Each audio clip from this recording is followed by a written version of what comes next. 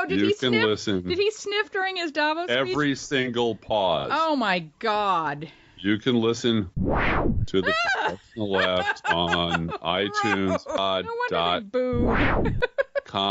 Where you can also... Stop. You can listen to the Professional Left on iTunes, Stitcher Radio, or at our website, proleftpod.com, where you can also contribute to this podcast. There's a PayPal button at our website, or you can mail us a letter and or contribution at P.O. Box 9133, Springfield, Illinois, 62791. This is the podcast for January 26th, 2018. It's not safe for work. Coming to you live from the nearly deserted Palm Beach U-Haul facility, where they've rented out their entire fleet to a local woman known only as Melania. It's the Professional Left with Driftglass and Blue Gal.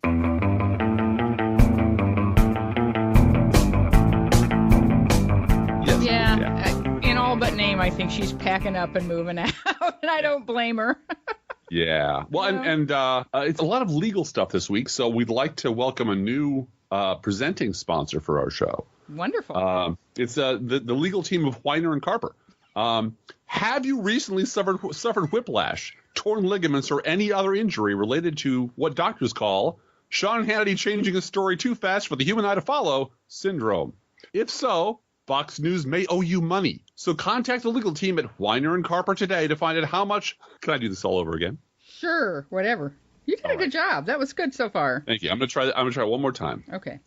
This week's presenting sponsor is the legal team of Weiner and Carper. Have you recently suffered whiplash, torn ligaments, or any other injury related to what doctors call Sean Hannity changing his story too fast for the human eye to follow syndrome? If so, Fox News may owe you money.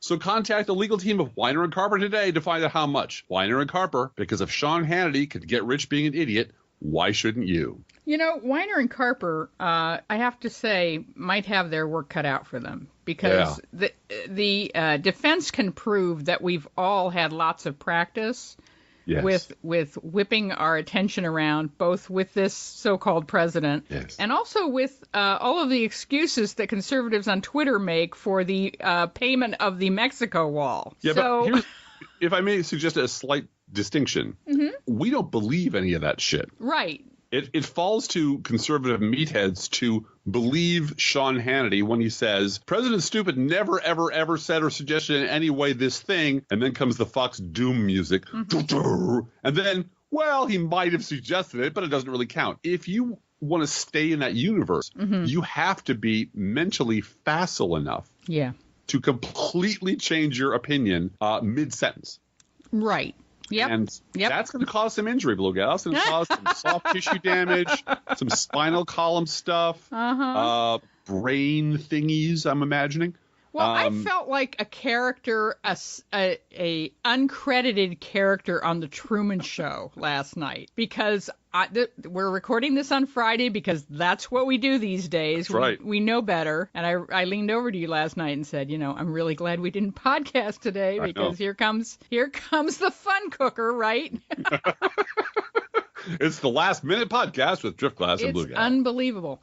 The idea of flipping back and forth between CNN, MSNBC, and Fox, and finding out that Tucker Carlson is putting on a game show, a literal, game show. Now, Rachel Maddow used to do that on Friday nights, right? The Friday night news dump, and she'd have this thing. Because it was boring. There was nothing, treason dropping. It was a slow news night. That was the point.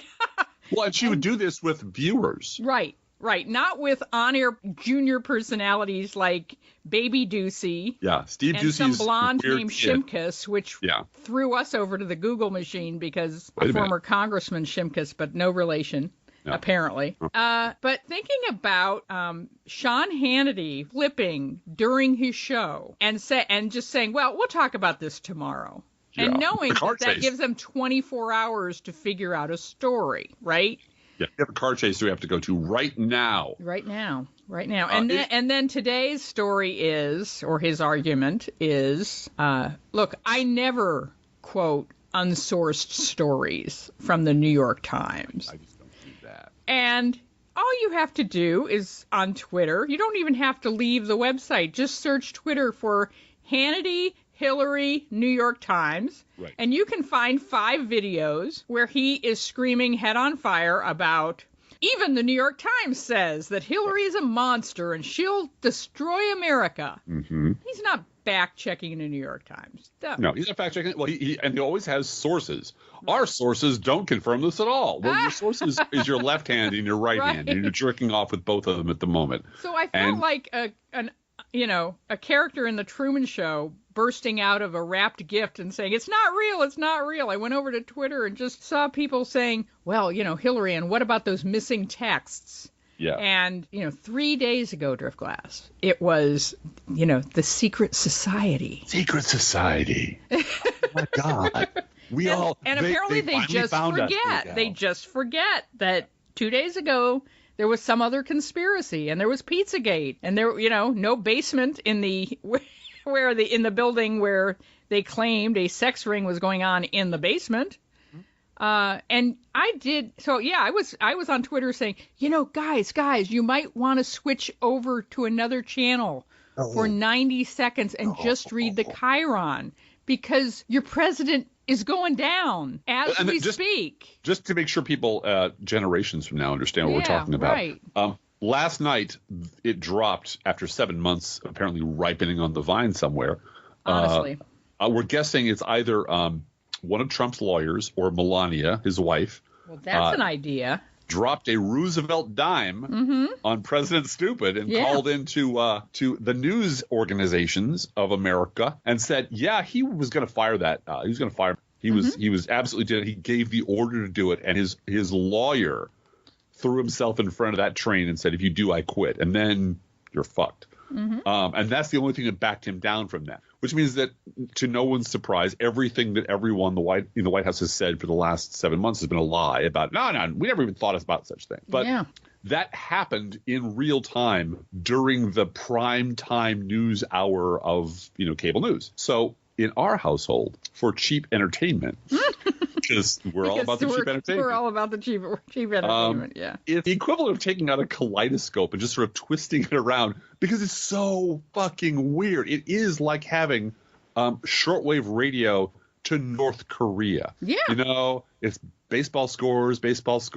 America is the great Satan that we destroyed in the war. It's just this. It's the signal beamed in. Not the great Satan. I'm sorry. That's the wrong bad guy.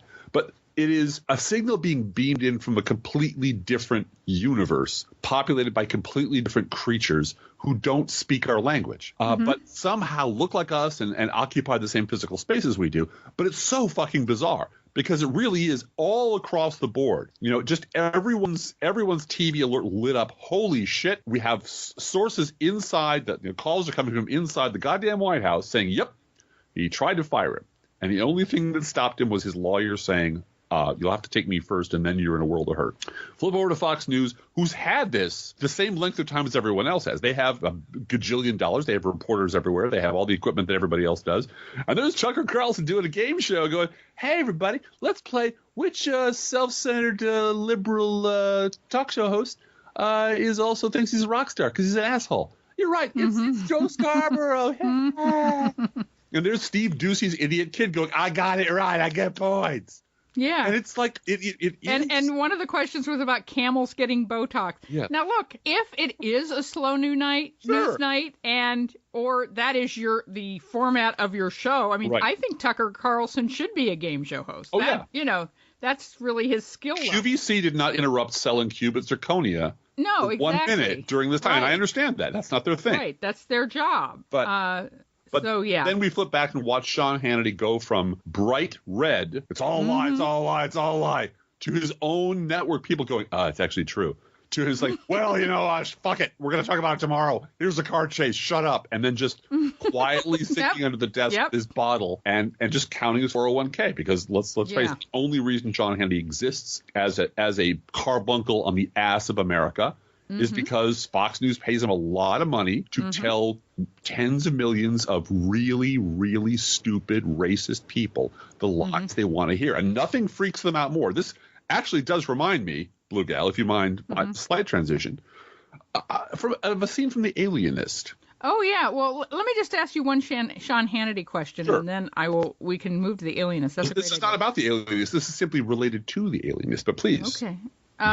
Sean Hannity, I want to ask you a question. A lot of Republican congressmen are retiring this year, as you know, and there was a woman on MSNBC last night who said, this is smash and grab. Yes. They got their tax cut. There's nowhere to go from here but down, and their so-called president is taking them down. So it's time to get out and go sell cars or lobby or whatever, rather than be here when the cops come in.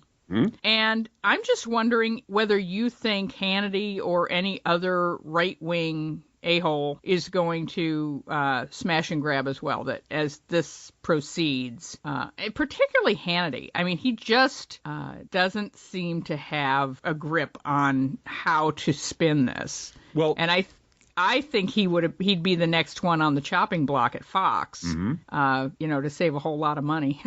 Because he makes $2.4 million a month, literally, at Fox. So, and I'm sure he's a ratings, juggernaut. Oh, yeah. And everyone will say boycott Fox. All his fans will go nuts like they did with Bill O'Reilly.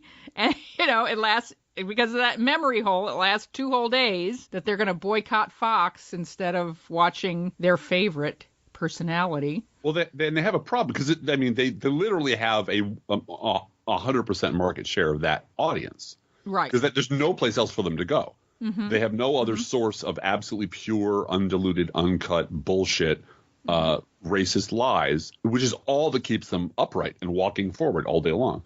It really is masturbation, political masturbation all day long. I would refer you to a post that this Driftglass fellow wrote last November saying it's not a tax plan, it's a bust out. Right. And a bust out is just when you take over a building or the mob takes over a business and uses its credit to loot the business itself and leaves behind nothing. That's what they're doing. They're looting the country. They're making themselves rich and leaving trash in their wake, because Republicans are a parasite. They're a consumptive parasite on this country. And until we are rid of them, this is just going to go on and on. The scene from The Alienist was when the gentleman was at his favorite house pleasuring himself. And with a lady. It wasn't pleasuring himself. He was pleasuring himself with his favorite lady. And someone busted it, and the madam busted in on them and said, okay, your work's called, gotta go. And he's got oh, crap. That's what happened last night, is the Fox News audience was busy. Oh, this is so beautiful. Oh, my God. Oh, shit. Oh, shit. Well, time's up. And now, sorry, zip it up. Got to change subjects. That must have left them a little baffled. As for Sean Hannity, what will become of Sean Hannity? I would refer you to another movie called The Grifters. There's a minor character played by the astonishing J.T. Walsh in The Grifters. He plays a guy named Cole, as I recall, and he was Annette Bening's first partner. He's a very confident man. And he's a con man and he plays the cons all the way out. He's sitting in a room telling this rube that she's got her arms all over, that he's got a room full of computers right next door. You should come see it. You should come see it. And there's nothing in there at all. He's playing it for the thrill of the risk. Yep. And eventually she has to leave him because he goes insane. Because there's a scene, I haven't never found it on YouTube, but there's a scene of J.T. Walsh on the bed barking like a dog because he's lost his mind, because he's completely mentally gutted himself by being this kind of confident, constant liar. I mean, his pathology is finally driven him nuts. That's where Sean Hannity's headed, because Sean Hannity used to be able to joke with what's his name? Keith Olbermann. Right. Oh, that it's just TV. Yeah. Can you believe that these people think I believe this stuff? It's just television. It's just a show. But Sean Hannity has just swallowed the entire Kool-Aid factory and has become the manifestation of the sort of red-faced berserk face of Fox News. Roger Ailes is dead and Bill O'Reilly's gone and there's nobody running the show over there. So Sean Hannity's left to just make the shit up as he goes along, and they're rapidly heading towards a crash. But again, there's X number of millions of people in this country who it literally at this point it should be obvious to anybody above the level of flatworm that they're never going to change. They can't. Right. You thought they went all in on Bush. They have gone all in. They push all their psychological chips in on Trump. And when he crashes, there's no place for them to go. There's no way to walk this back. There's no way to pretend it didn't happen. There's no amount of bleach that's going to scrub the fucking Trump signs off their lawns. And we're going to be at war with these people, and it's going to be a Cold War. But there's going to be a group. This group of people is going to be a problem for this country until they die off. And happily, they're all 70 and aging out of the universal workforce, and anybody under 35 or 40, for the most part, looks at them like they're a different species. They want no part of it. They're just like, who the fuck cares who you marry? Why are you concerned about race? My best friend is Hispanic. I know dreamers at school. Time will move these people along, but until then, this is a fight every goddamn day. And they really are. And when people that reckless and dangerous and stupid and evil, a lot of them have their back against the wall, that's when it gets really, really scary. Yeah. I don't know. A large number of them, I think, will do what, one listener said, which is, I'm just not listening to any of it, right? And retreat. And there, as you said, and we're going to talk at length, I think, about the lifeboat building that's going on in the media to give them an escape hatch from their Trump devotion, which we have to burn those lifeboats every day. But before we do that, I want to go back to something you just said about how we have to fight. And it has kind of bothered me that, and this is kind of, everybody, this is when we check in with one another and see how we're feeling about things and make sure that we're all taking care of each other and taking care of ourselves through this. But I was taken back to before the election when you and I were talking about, well, we'll do a half-hour podcast about politics, but we're really going to devote our time to Science Fiction University because Hillary's going to be president and it's going to be boring. Sure. It's going to be interesting. Apart from there's going to be witch hunts all day long. Right, all day long, and we'll have to fight against that. Right. But in terms of policy, she's going to be to the right of us on some things, and we're going to have to push her left as much as we can on those things. But in terms of competence and her hiring the right people and depending on facts and science and research to do things, we don't have to worry about any of that. Right. So, and I think we took our armor off or started to think we could. Right. And it has bothered me this week when I see things happening with Robert Mueller or people talking about this process. And it really is. It's a prying off of a barnacle on our democracy. Yeah. Donald Trump is a barnacle on our democracy. And the Republican Party is a barnacle on our democracy. And we've got to pry all of this off. You know what else is a barnacle? Mark Barnacle. Mark Barnacle. So we have to do this. But it has bothered me on Twitter particularly to see kind of a cheerleading and a celebration of each step of progress that Mueller makes. And I realize that when Trump is gone, whether that is in 2020 or before 2020, that's going to be a tremendous relief to all of us. And I will weep real tears and feel a weight drop off of me, although Pence is worse, my dad says, and I see his point. This is a fight, and this, more to the point, this is a tragedy for our country. This whole thing is a tragedy. It's our failure. It's his failure. It's the media's failure. We have all failed here. And I know some people are going to push back on that and say, I didn't fail. I voted for Hillary. Well, we dropped the ball somewhere where we thought that it was inevitable and that America was good enough that onward and upward we would make it and that this monster wouldn't sneak into the White House. I don't feel alone about this at all. Right.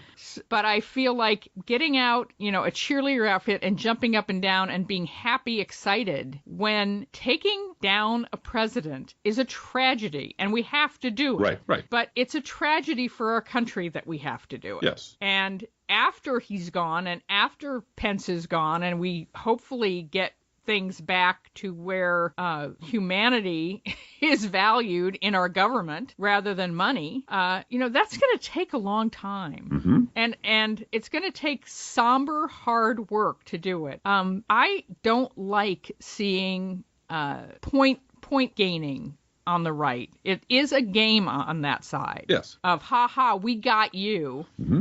We win, winning, hashtag winning. And it's just, can I hurt the other side? It is a party of bullies. Yes. And can I just hurt the other side? And I have had people try to personally hurt me this week. Yes. Personally shame me, personally come right to my door and say, you're ugly, you're worthless, you're wrong, and in a way that is bullying and demeaning and hurtful. And having been through this in junior high, yeah. I am so glad they're coming after me because my armor is present. Is strong. And I can parry right back to them, and as you have said to me many times, goodness, Fran, they don't feel the knife going. No, it's so, it's just whoosh. I'm very sleepy now. I can't. Yeah. I have to block you now because you're too mean. When they are the people that appearance shamed and called me a bitch and questioned my value as a mother, as a parent, talked to me, suggested that I commit suicide. Yeah. This is the kind of stuff that they're doing. Right.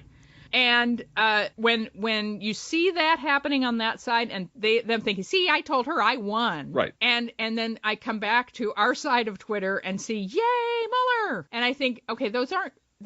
I don't want to do a false equivalence here because what Mueller is doing is really important work and we should appreciate it. But it's a tragedy that we have to do this. Well, yeah. And this is a bad time in our country, and we need to take it seriously. We are going to have so much work to do to undo what he's done. And to heal the hurt that his side likes to do. So that's where I'm at. And let me be blunt and say that if Twitter were a bar, it would be the shithole asshole bar. Yes, and that's true. I wandered into the shithole asshole bar, and there were a bunch of shitholes and assholes in there. There were the shitholes and assholes. Of course there are. That's what it is. I mean, I walked into the body shaming bar, and they shamed me. Well, of course, that's what they do. Yeah, yeah. There's a big fucking label on Twitter that says, hey, Nazis are here, and Nazis welcome. Twitter's not the place to engage anybody, in my opinion. Twitter's not the place to argue. It's not the place to have a fight. It's not the place to try to reason with anybody. Twitter's a giant shitstorm that has inside of it many sub-communities where interesting things are going on. So it concerns me when I hear, I had this thing on Twitter. I talked to this person on Twitter. I had this engagement on Twitter. It's like, what do you sense a common theme there? It's maybe that's the wrong venue for this conversation. Yeah. It's necessary. This is the business we do. I mean, this is what we do. But it is a very tricky place to try to get anything done. And I don't celebrate, but I have noticed I use the word hilarious a lot. And I will tell you why. Because I have no power at all. I mean, we have a podcast and we have listeners and we have readers, and that's tremendous. But it literally doesn't matter what I say. It literally didn't matter 13 years ago or 10 years ago or 5 years ago or 2 years ago. It doesn't matter how right I am, how wrong I am. It doesn't matter how much I rail against David Brooks. It doesn't matter how much I bitch about Andrew Sullivan. Nobody cares.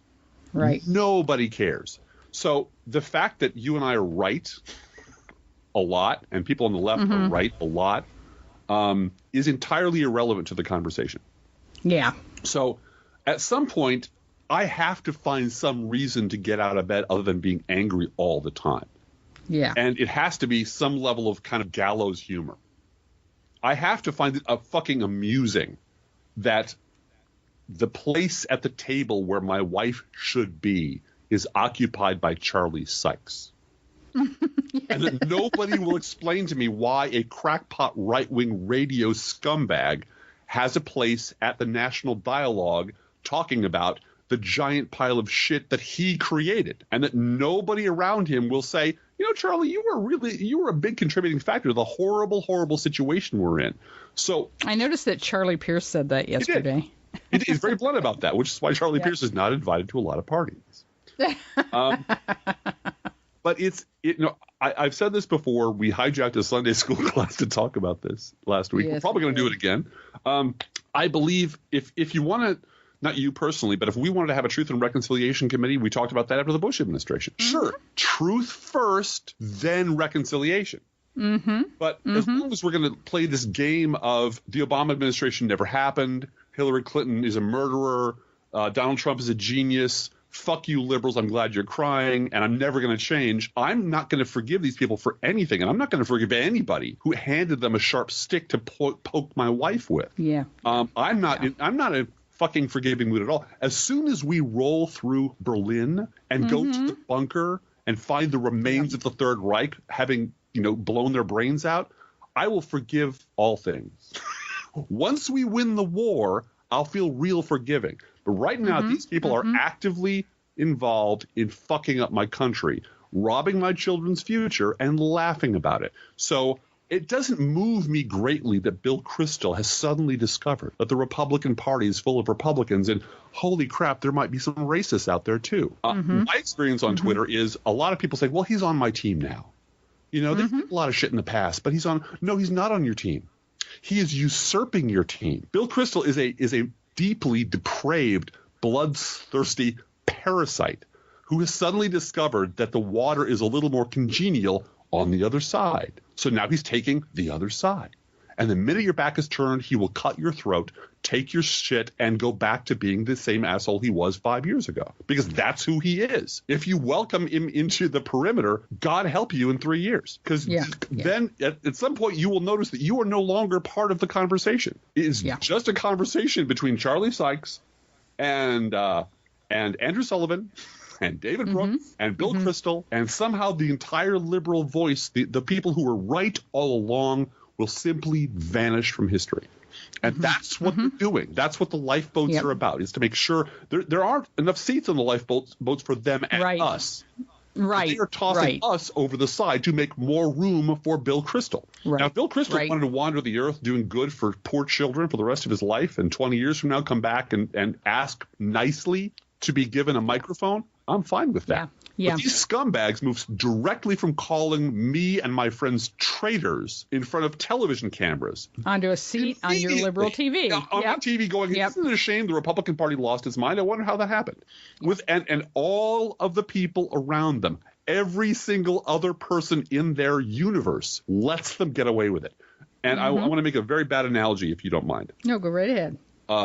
This situation with the rapist coach. Yeah, well, were you listening to Michael Smerconish this morning? No, I spared myself that agony. But they covered a little bit about that, and that is exactly what I was thinking about when you were talking. So go ahead. Mike Hollis, who I believe is the athletic director, I'm scanning this very quickly, of the program where this went on, resigned. The president of the college, I believe, has resigned. Well, and the United States Olympic Committee wants the entire program to resign. Yes. Now, and I'm making a really bad analogy, so please forgive me in advance. This horribly depraved thing was going on for years, right under the noses of these people. At no point did any of the athletic directors who looked the other way, the president of the college who looked the other way, the staff that looked the other way, or were complicit in it, offer the option of, hey, why don't you just go across the street and become athletic director over there? We'll just forget it ever happened. Yeah, We know you were complicit. We know you turned a blind eye. And that's the part that really, really bothers me. It's the part about, look, the people at the top of the Republican movement, the brain cast, the people who do this talking, the people who set the agenda, the people you see on television, there's one of two possibilities. All these people who are now never Trumpers, one of two possible things is true. There's no third option. Number one, they were literally too stupid to see what was going on inside their own party, their own movement, the one that they devoted their life to and spoke about for 25 fucking years. They were too goddamn dumb to see what was happening right in front of them. In which case they have no business opening their fucking mouths on any issue ever again. Right. Or two. Right. They've disqualified themselves. Right. Literally, their one job was to speak for the conservative movement in the Republican Party. They had no other job. And 30 years into it, they're suddenly shocked to discover that the Republican Party is as a head full of Republicans. All right. So category one, you're too stupid to draw breath on your own. Therefore, you have no business opining for money anywhere. Option two, You're an amoral con man who's perfectly aware with the racism and perfectly content with it, and you enabled it for 30 years because it made you rich. Made you rich, and now that it's bitten you on the ass, you would like out of that contract, but you'd like to keep the money and the house and the position and the title and the TV camera and never have anyone mention ever again the fact that you were complicit in creating it. Those are your two options. You're a moron or you're an amoral scumbag. But there are no good people involved in this equation. So I'm sick and tired of hearing how David Frum is on my side and Bill Kristol is part of my team. No, they're not. They're wind socks, and the wind changed. That's all. And when it changes again, they will change again, because if you were a Republican during the age of Bush, you don't have a conscience. Right. Period. Full stop. Shall we move on? I believe we both thought about our... Well, two things. One is Rush Limbaugh this week. Can I mention one thing? Just one thing to clear our palate. The march was awesome. The march was awesome and bigger than last year. And very well organized. I didn't like the location, but it was awesome. It was amazing. We saw a lot of friends there, a lot of faces we knew. It was just wonderful. My wife knit pussy hats for people. It was great. I gave away pussy hats on the street, people. Handmade. Only one, actually, and I gave it to a little girl who didn't have a hat, and I had an extra one with me, and I said, "Oh, here, you have to have this hat." And I really did want to have hats to give away to our listeners. I'm hoping by the next March I can arrange to do that, because I think that would be a fun giveaway to do for everybody. Hand knit pussy hat from Blue Gal. Anyway, remind me about that, folks, next year. And I think this March thing is now an annual event to celebrate our humanity and to celebrate what we're doing. I liked about the March that it was, I think it brought a lot of things together. I mentioned this to somebody who was also there. It's now clear, or becoming more clear, I think, to a lot of people that just opposing Trump isn't what we're about. It really is pro-healthcare for all and pro-living wage and on and on and on, all of the issues that we talk about all the time. And the fact that if you care about healthcare, education, all those things, then of course you are also for the Dreamers. Right. And that all of these values of valuing people for who they are, all of it grows out of that. And having a march and speeches from lots of different people from lots of different backgrounds talking about their particular issue, you really got a sense of, the union people are clapping for the Dreamers. Right. And the healthcare person who's talking about community health centers, she's getting applause from the Black Lives Matter people. Yeah. And we're all going to work together for each other's issues. And I think there is this sense on the right that you can divide us, that Mitch McConnell said, well, you choose. I love what you did on your blog about the Joker with the two boats in Batman, where he's going to blow up one of the ferries. Pick one. And who's going to, pick one, right? Or pick one. Your girlfriend or the... your girlfriend or your best friend, right? Yeah. And pick one, DACA or Chip. Right. And you can't have both now. You can't have both. Well, we can have both. And it felt great to have that kind of unifying force of, oh no, all the issues are connected to each other because we're connected to each other. So, that was great. And then I did want to talk about Smirkanish for a minute because it goes... I want to remind you of Rush Limbaugh. You want to talk about Rush Limbaugh? Rush Limbaugh, you want me to talk about that? Whichever you like. I've written all this stuff down. Yeah. Rush Limbaugh said that, maybe there was a rewriting where who was it that he said did this? Now, wait a minute. I'm trying to think of what Rush Limbaugh said. I think because it had to do with the WMDs. Probably the deep state Bush. and the CIA. Maybe the deep state and the CIA were rewriting and making up stuff about WMD to fool George Bush into these. Right. Yeah. And the deep state was actually their fault. Conspiracy. That the WMDs. Right. That's right. And then Michael Smirkanish this morning. Smirky.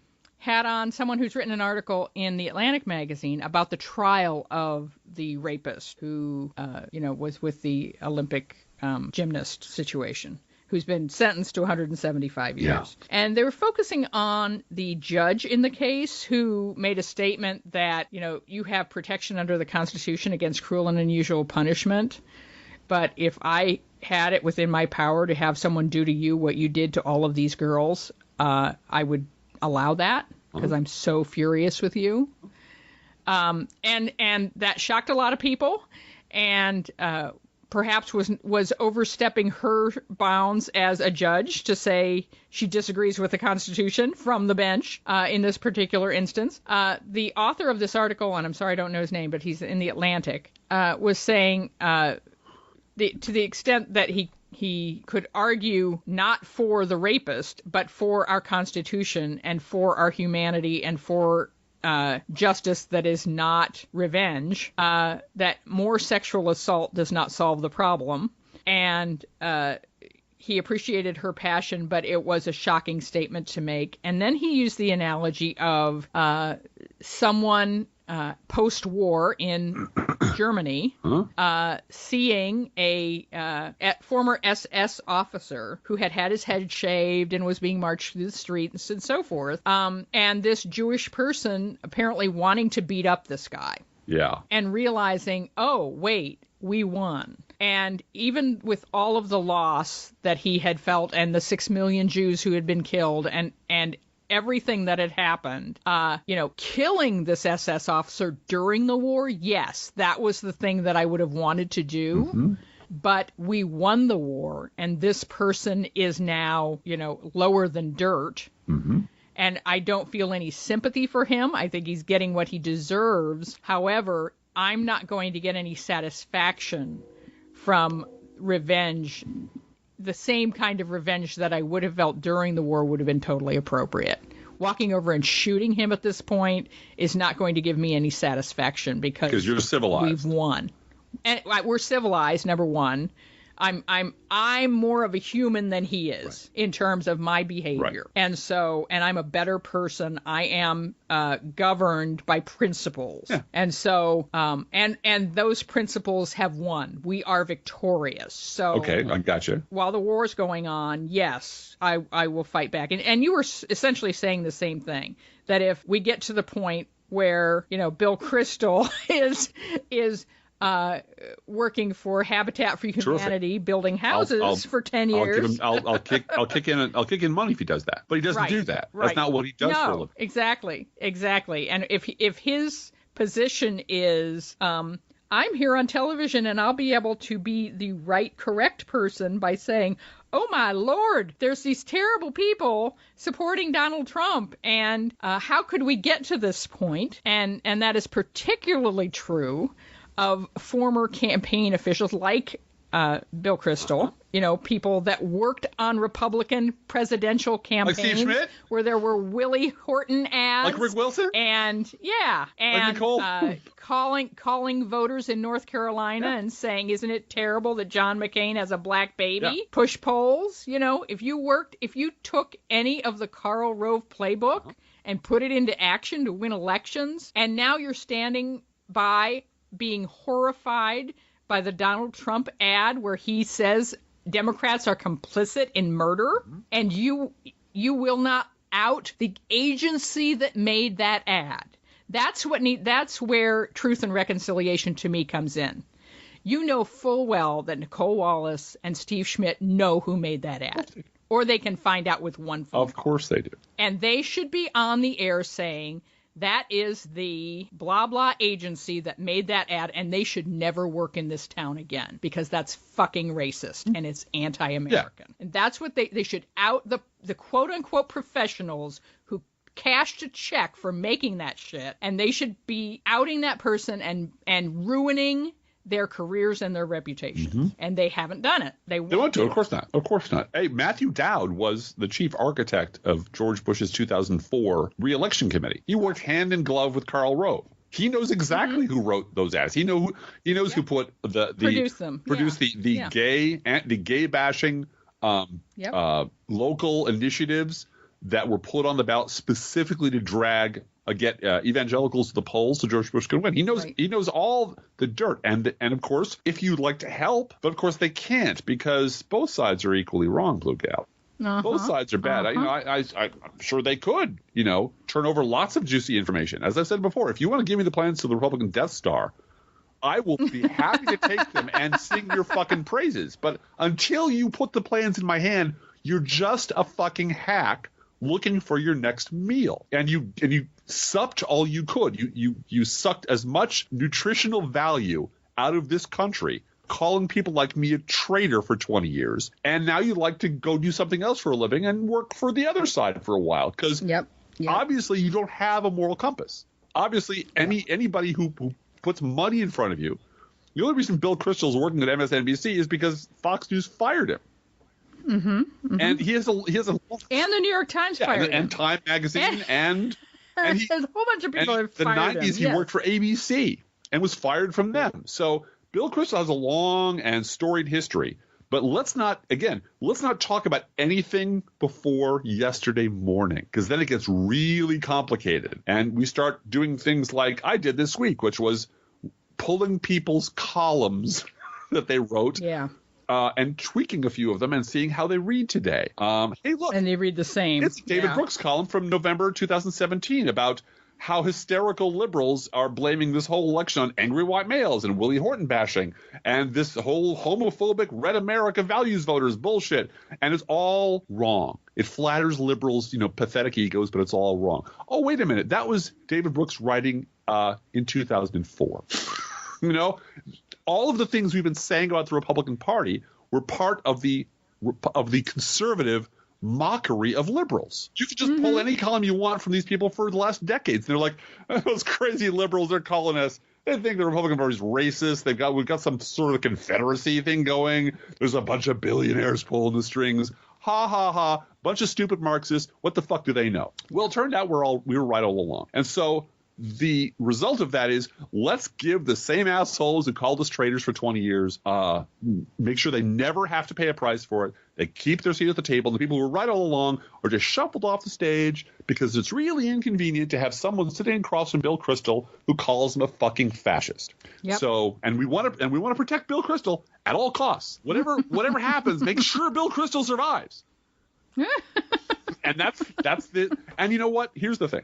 I've worked in many different organizations in my life, Blue Gal, as you know.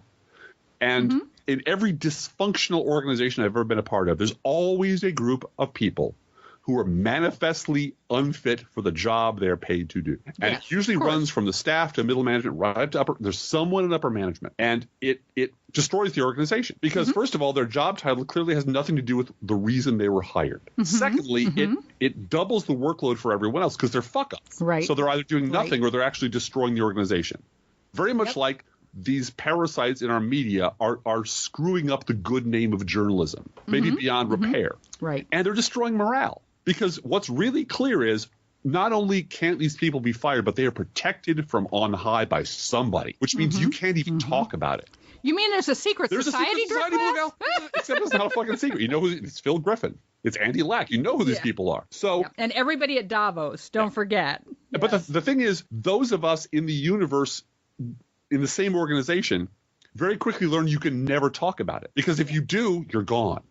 So it destroys morale that way. And you can watch the organization die from within as these dysfunctional, lying assholes kill it. And every inch of the way, the whole organization bends itself to protecting the worst among them and getting rid of anyone who might breathe the truth, which in any organization... Well, and all the while, they're chanting to themselves, it's a privilege to work in television. Right. Well, that's the point. Right. In every other profession, I worked in academia, I've worked in city government, I've worked in... This is a profession where telling the truth is the whole fucking job.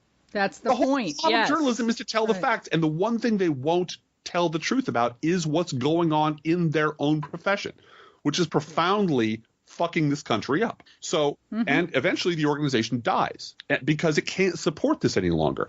And the sad part is every place I've ever worked where this actually resulted in collapse, it turned out the reason these people were protected from on high was money or sex or extortion or weakness or alcoholism or some other really boring ass mundane motive you would find in any Raymond Chandler novel. Oh, they're fucking. Oh, they're blackmailing. Oh, I see that he's terrified of her. Oh, he knows that thus and so is cheating on his wife. And that's why asshole can never be fired. And that's why asshole rises through the ranks, bringing along fucked up scumbags with him as he rises until he destroys. And that's the media right now. And it scares the hell out of me because, again, as with the destruction of the Republican Party over the last 30 years, we can see you doing it. It's not a secret. We can see you doing it. And we can see our friends in that, the slowly shrinking circle of liberals in that universe painfully avoiding the subject of talking about, why is Charlie Sykes your colleague? Why does Hugh Hewitt have a job at your network? And it's something that you would really rather not talk about. And that's just really discouraging. Anyway, I've talked. But here's what. Let me give a little encouragement for the end of our show, which is that we are becoming the media. A lot of us are. And the rate of change that has happened on our side, I think we are sometimes immune to the larger picture of recognize. I mean, you and I have said to our daughters, when you were born in 2004, there wasn't any YouTube. There wasn't any cell phone where they could take a picture the way that you do today. You couldn't take a picture of yourself or your shoes or your meal and send it around the world within 30 seconds. And we've noticed with Black Lives Matter that, these cell phone images of police shootings, you and I were talking at Sunday school this week about Rodney King and how that was the first time we saw police, white people like us, little white girl living in Boston, Massachusetts at the age of 22 or whatever it was. I couldn't believe there was that level of police brutality in my country at this time. I was, and now I look at it and think, oh my God, was I a fucking sheltered bitch? How dare I not know when every African American in this entire country knew that this is what the cops are like in many communities. Yep. And I didn't know. I was cut off from that. And we're not cut off anymore. You can deny it. You can chant Blue Lives Matter and pretend it's not happening or pretend they all deserve it. You can't pretend. You can do that. You can't pretend it's hidden from you. You can't pretend you didn't know. You can't pretend. You're right. No, enough times this week I've told people, look, North Korea has no choice. You can take the Republicans that I know, the conservatives I know who are careening down this rabbit hole, are following Sean Hannity straight to hell and have been for years, could pick up their fucking remote tomorrow, today, and change the channel. That's why I tweeted them last night. Please save your souls. Change the channel for 90 seconds and realize that your so-called president just showed his ass. We just found out he just showed his ass on obstruction of justice. And there's no denying it anymore. But if you stay on Fox and you keep that channel tuned in to your on purpose, masturbatory political fantasy world, you'll never know about it. And if you're forced to know about it, they'll deny it or they'll denigrate the truth. And that's when you to keep watching. The only response I've ever found in a situation, not this situation, but in a situation analogous to this, where you knew you were going to have contact with that person over time is this. All right, when the lie you just told me collapses tomorrow, what will you say then? Right. Because I'll come back tomorrow. Well, they'll say, I'll be back tomorrow. I'm an independent. Right, I'm independent. I didn't believe it. The tweeting bothered me. I'm not listening to any of it. I'm just a patriot living in America and loving this country so goddamn. You know what? The only thing I know is Hillary Clinton's a criminal. And you gave me no choice. You gave me no choice. Right, you gave me no choice. You put that criminal bitch who murdered Vince Foster and then emails something Benghazi. I had no choice. You forced me to vote for this, this fucking right-wing, lying, racist, orange fire god. Well, then, okay, if you're so grim about it. Who believes in his heart of hearts that he is participating in a reality TV show. And I didn't see. And several people said that. I didn't see this grim, furrowed brow sense of, I just have to do this. It's bad. I know it's bad, but it's necessary. At the Trump rallies, I saw cheering. I saw you people jerking off. I saw T-shirts saying, fuck your feelings. This was your dream come true. This guy is the manifestation of every awful thing you are. And you got to vote him into the most powerful office in the world. Why are you sad? Why are all my emails about Hillary and Bill Clinton and Barack Obama and Eric Holder? Why the fuck, Cindy? We've been a year now. Why the fuck aren't you governing? Why are you still obsessed with Hillary? And the answer is because you got it. You caught the car. You won. And now the whole world, even if you don't see it, the whole world sees that you are everything the left said you were. You are every bit as despicable and awful, and you choose to be that way, just like we've been saying for years. We see you for who you are. And this time next year, you people will not be in power in Washington in at least one house of Congress. And then things are going to change a little bit. But this time, no lifeboats, no Tea Party, no independents, no third party. No labels. No. None of that third shit. way. Nope. Anyway. We will mock you to the ground for every attempt. And everyone who enables you is going to hear from us. Everyone who says, well, you know. That's right. You just got off the hook.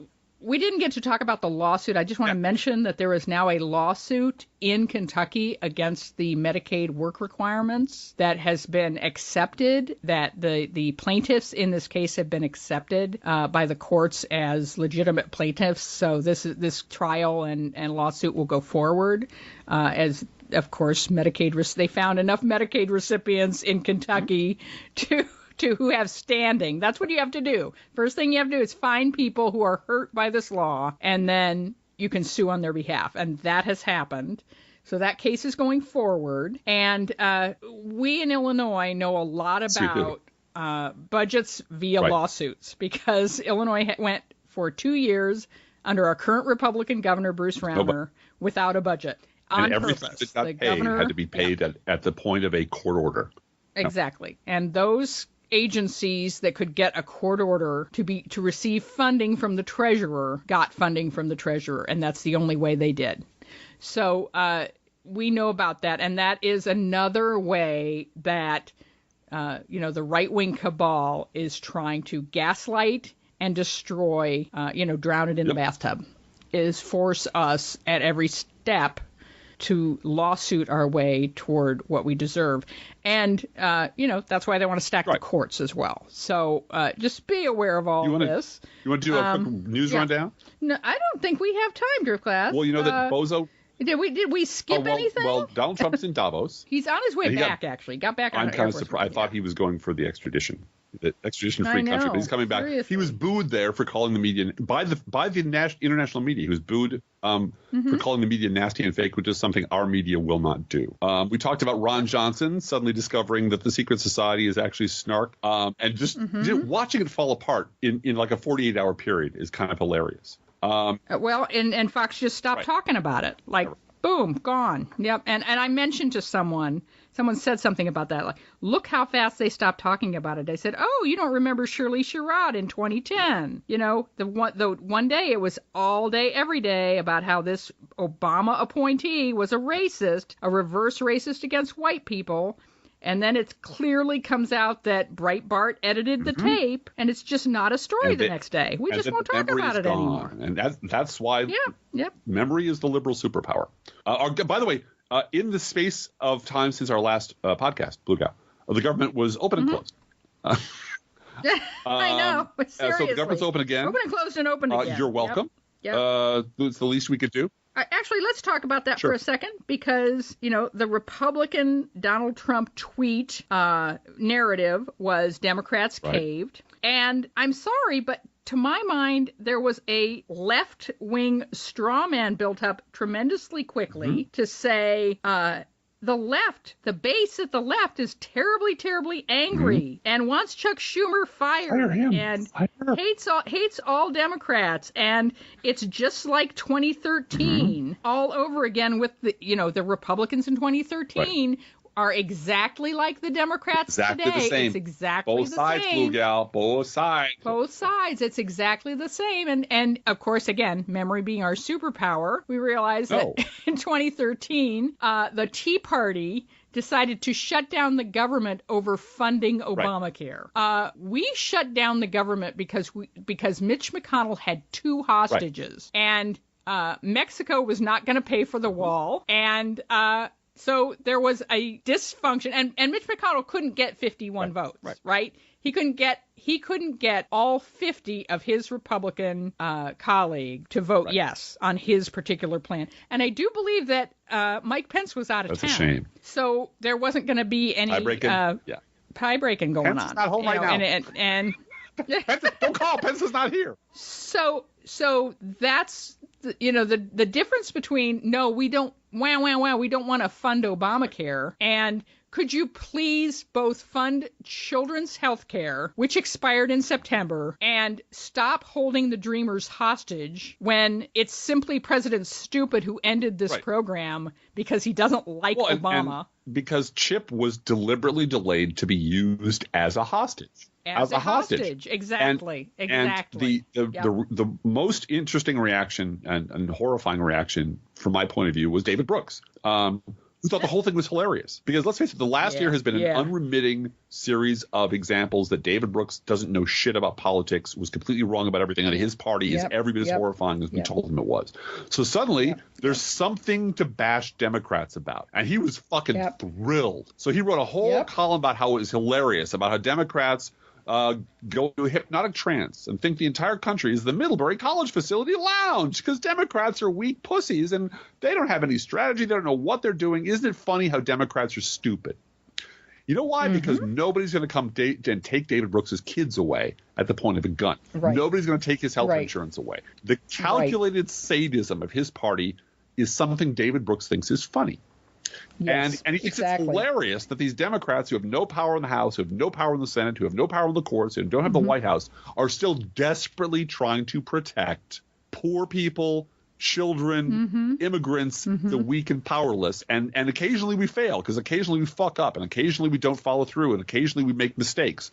But he thinks it's hilarious that we even try. That isn't it hilarious? And then he lied about it. Then he fucking lied about it because he said, here's the thing. It's not that people don't like DACA.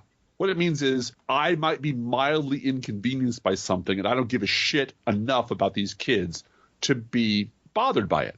It's just we don't like we don't like shutting government down and straining the military for it. He said that straining the military for it. That was a lie. And it was a lie because Claire McCaskill stood up the minute the vote was taken the minute the government shut down and said, look, let's all agree by unanimous consent to fund the military. And it was Mitch McConnell. It was David Brooks's party that put its boot on the throat of the military and said, great, now we have a third hostage. So Mitch McConnell not only held children hostage and poor children and immigrant children, he held the military hostage. And military David families Brooks was just laughing his ass off. I thought it was the funniest goddamn thing he'd ever seen. Because let's face it, and then he just said, this whole thing about identity politics is just we're all sick of it. We're just all sick of this whole thing. We're race. And because now both parties have racial identity wings and both parties have their coalition of race identity. And that was his response to his party taking poor people hostage to make liberals cry. And that's why he's an amoral scumbag. But that was and speaking of amoral scumbags, Noah Rothman of Commentary Magazine was on Morning Joe this week on the subject of CHIP versus DACA. He said, it was a real loss for Democrats because they lost the narrative about CHIP. Now they can't say, oh, Mitch McConnell was holding CHIP hostage. I said, yeah, because the hostage has been released and even Joe Scarborough was like, but they got CHIP renewed for 6 years, right? And they lived to fight another day. Isn't that what? And that's a win for Democrats. So, no, I'm not going to let you sit here and on my show and say that it was a loss, that now they can't blame Mitch McConnell for holding CHIP hostage. And as I said in my post about all this, listen, Noah, you don't have to worry. There is no way that any panicked mother of a CHIP child isn't still aware that Republicans held their child's health insurance hostage. I will agree that Democrats screwed up their messaging. They should have kept it very simple and clear. Republicans are taking children hostage, and we won't stand for it. Republicans are taking and making us choose between two groups of innocent children because that's what they do. And we force them to insure 9 million poor children and give us 2.5 weeks, and then we're going to come back and fight for DACA. And we might win, we might lose. And let's remember, CHIP expired in September. parents were already getting letters saying your child's health insurance is not funded and we are not going to continue this insurance. There are certain states that are running out of money. There are pregnant women who don't know if their labor and delivery is going to be covered because CHIP is running out of money. And DACA expires because President Stupid said so on March 5th. There's no reason for it. No reason it could have been expired. No at all, except they're sadists who like hurting weak people. And because it makes liberals cry. It makes liberals And I am not diminishing in any way the panicked suffering of DACA recipients and their families. I understand that. And we went through it with health insurance last year many times. Yes. To my mind, this is just as awful. Mm-hmm. I hope that if it comes down to it in 2 weeks or in February 8th or whenever it is, that the resistance, I'll tweet and call and do whatever, that we treat it with the same kind of passion that we treated the healthcare debate.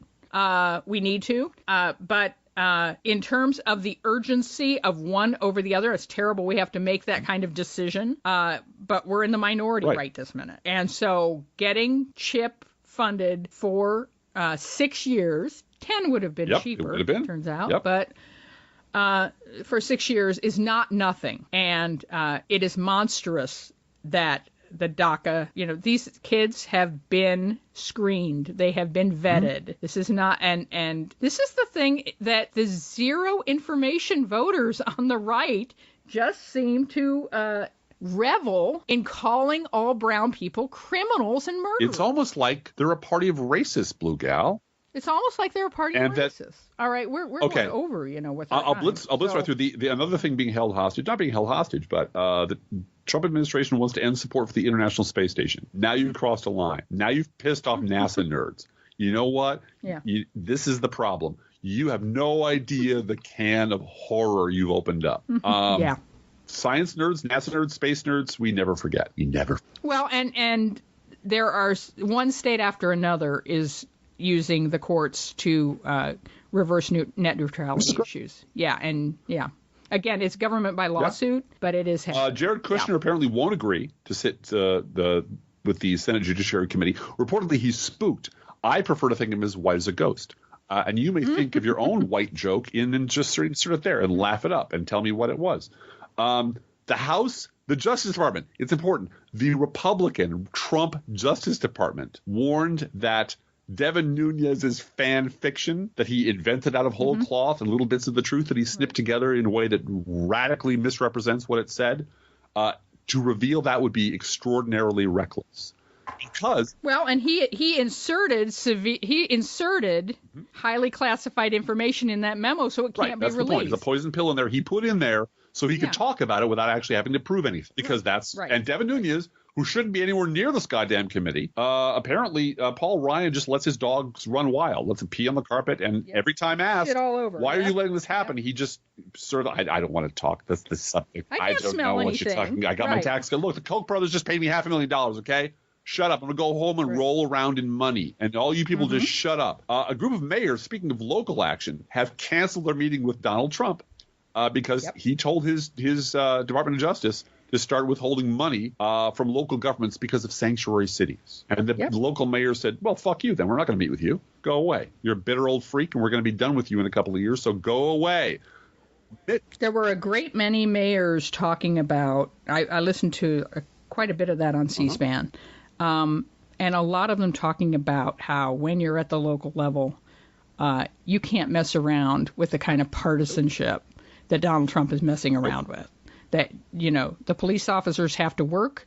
There's a lot wrong with America's cities. There's a lot of things that needs fixed. There are some shitty mayors in this country, no doubt about it. But you can't pretend on a day-to-day basis that you can use executive time and watch Fox and Friends until 11 a.m. and then, show up and play golf and then, have an totally empty desk and hold up a phone and take a Photoshop of yourself working, right? No, you can't do that. And they really did kind of just diss his performance as a leader in a way that was really classic. Mick Mulvaney, final item, dropped, because Mick Mulvaney, remember, a rat-faced Mick Mulvaney, evil human being, Mick Mulvaney, is now in charge of the Consumer Financial Protection Bureau.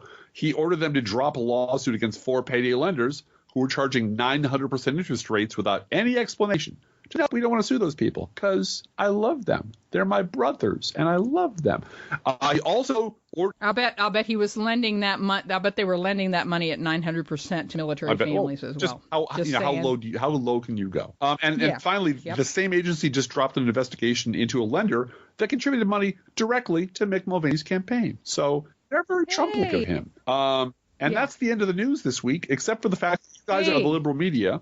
And you need to stay focused. We're all the liberal media. Stay focused. And I hope I didn't dampen anyone's enthusiasm for the future. I just want us to stay focused. And this is serious business. And I'm not going to celebrate when Trump goes down. I mean, I'm going to be relieved. But we're going to have so much work to do to rebuild this country. And it is just sad. And you know what? Even at a wake, yeah, you tell stories and you laugh. So don't. Yeah, that's true. And we will put our arms around each other and tell stories and laugh. Being serious doesn't mean morbid. Knowing that we have a lot of work ahead of us. Right. Each week and can I say one other thing? We have a friend, actually, someone that middle child babysits for, who had her child's classmate, 6 years old, die of the flu last week. And this flu is a killer. The Republican Party saw had no problem with shutting down the Centers for Disease Control. This takes us working together, and the tool that we use to work together to limit the spread of the flu is government. And making sure that children are immunized, the spread of disease, the way that we organize against the spread of disease, we use a tool called government. And drowning government in a bathtub is a childish fantasy from people who think they're immune from society. So we mourn for those parents. We mourn for the loss of that child. This is what I'm talking about. This is life or death stuff for a lot of people. And we're going to tell stories and comfort each other and find ways to laugh. But this is serious. And there are people out there who don't think it affects them and think they're immune and think that it's fun to hurt other people. And those people have to be silenced. They have to go. And that belief has to go. Yeah. Each week, we post to our Facebook page and website an Internet Kitty sent in by you, the listeners. And I just love this Internet Kitty this week. This week's Internet Kitty is Amma, A-M-A. Amma has a very interesting pastime. She likes to sit in the dirt of potted plants. Because it's cool, and it's dirt, and it's nature, and it smells like, I'm in the wild. And so she puts her belly and paws on the cool dirt and sits in a pot. And in the photo that you're going to see on our Facebook page and website, she is clearly demanding that spring comes soon, damn it. We love Amma. Go visit her at our Facebook page and website. You can send your Internet Kitty to us at our email address, proleftpodcast@gmail.com, or you can also write to both of us. Feel free to write us. We love hearing from you. Be aware that if you write us at any of our addresses, we reserve the right to read your email or U.S. Postal Service. Go Postal Unions! Letter on the air unless you say otherwise. Don't forget our gourmet coffee guideline. If you can afford to buy an espresso-based beverage for yourself, buy one for us. This is not charity. This is our job. We want to thank all our new donors. We have a lot of $1 donors who've come on board over at Patreon. And we appreciate you. That starts to add up. It starts to add up. And when 8 or 9 of you, or 10 of you put $1 a month in Patreon, that's $120 a year, and we can spend that. I'll find a place to spend We will find a way to spend that. That's a good contribution. So thank you for doing that. There's all kinds of ways you can donate. We want to make it easy on you and easy for you to donate. So we have Patreon, PayPal, a regular USPS PS Post Office Box. And we also have a GoFundMe going, which is to pay off middle child's braces and to pay off a couple of other bills that we have. And that has been great. We kept it going because there were a couple of people who said that is the way I would like to donate, is to pay for something that you actually need. So glad to put that out there. And thank you for supporting us. We appreciate your support of our podcast work. Approximately 1% of our listeners support this podcast with a contribution. You can too. See our website, proleftpod.com, for details. Our PayPal, postal address, Patreon, everything linked to PayPal, all of it is there at proleftpod.com. Please share our show on Facebook or Twitter, and thank you for doing that.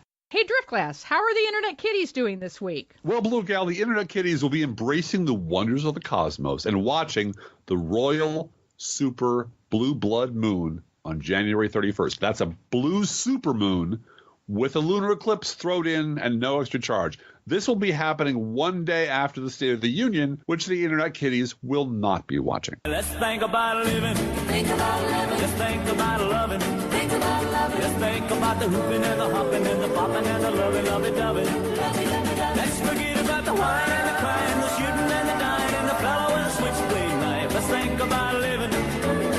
Let's think about life. The Professional F Podcast is recorded under Creative Commons license. Copyright 2018, DGBG Productions Incorporated.